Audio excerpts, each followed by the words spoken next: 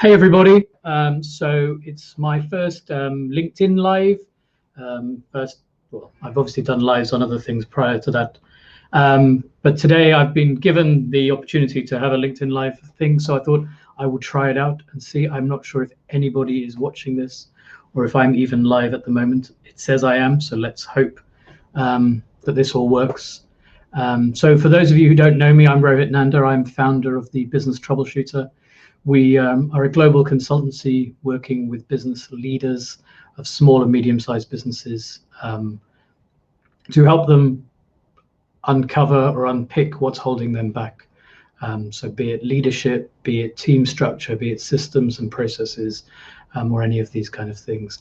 So today I wanted to talk to you about the leadership trap. And I think this is one of the things I've noticed through working with clients over the past years, is as businesses and business people become more successful, they end up having more and more challenges. And I guess that goes without saying that as you become bigger as an entity, the challenges and things that you have to deal with become bigger. But I'm often asked, why have my sales plateaued, for example, when I've built everything up over this time, and what can I be doing differently, and where could I be doing things, and how could I be doing things differently? And this is what I call the leadership trap, if you like. So as a leader, you've got a number of responsibilities. You've got responsibilities to your team, you've got responsibilities to yourself, to your business, to your clients, to a whole host of things. And as you grow as a business, that responsibility only increases.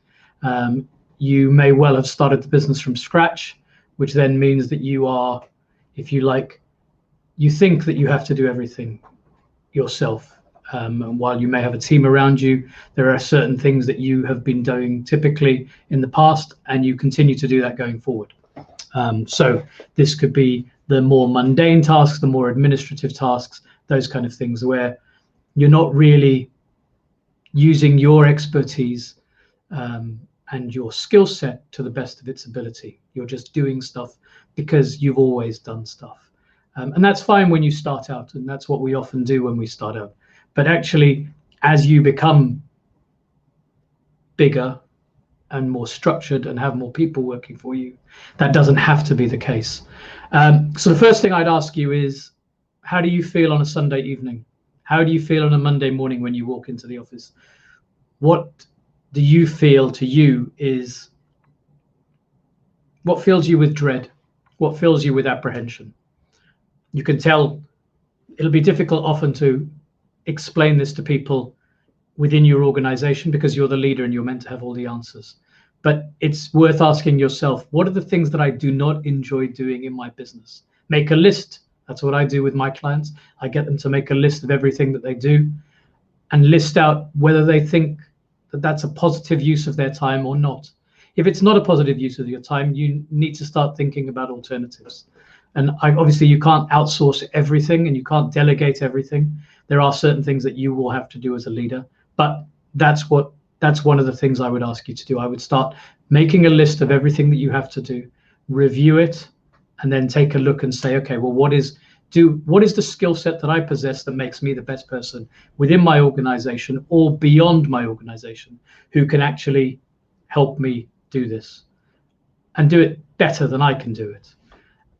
So that's the first thing I would do. The second thing is I would look at things and say, well, okay, accept the fact that people won't necessarily be able to do it as quick as you, and be open to that, and accept that where people are not as quick as you are, or as 100% as you are, shall we say, or do it as well as you do, because quite honestly, who could do it as well as you?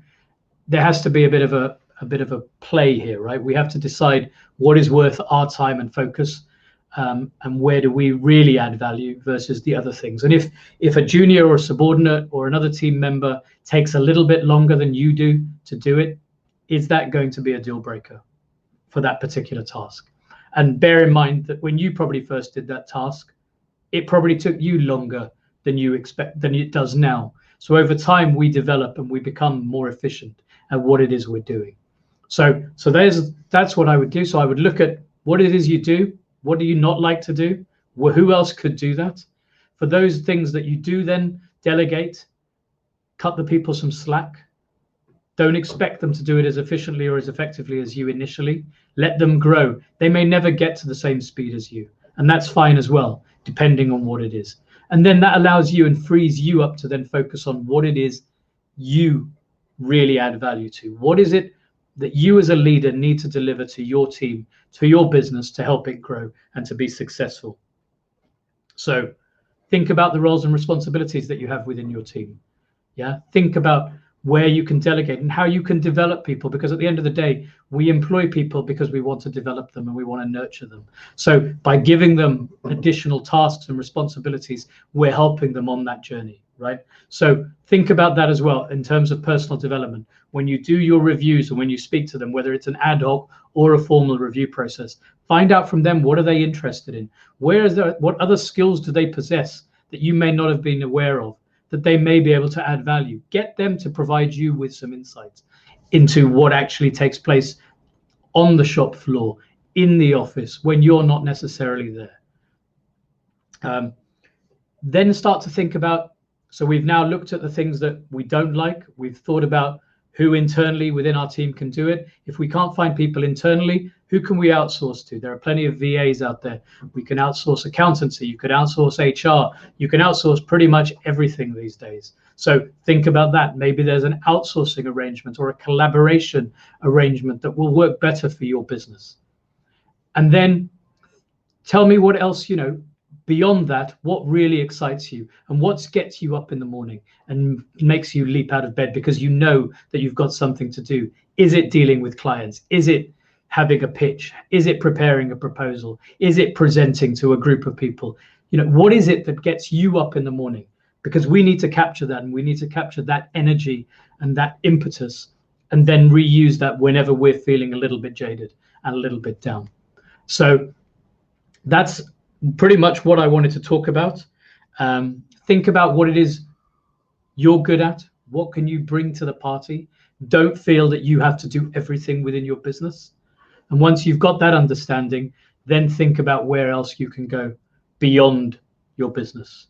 So obviously, this is my first time doing this. So if you are watching this with me, that's fantastic. If you're not and you watch it on a replay, equally, thank you so much for taking the time out. I'd love your comments. I'd love your feedbacks. If you've got questions about the leadership trap or anything to do with leadership, by all means, give me a shout. I think I'm going to sign off now. It looks like I'm coming up to 8 minutes. I hope that's useful.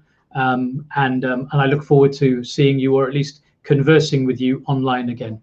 Thanks very much, guys. Have a good day.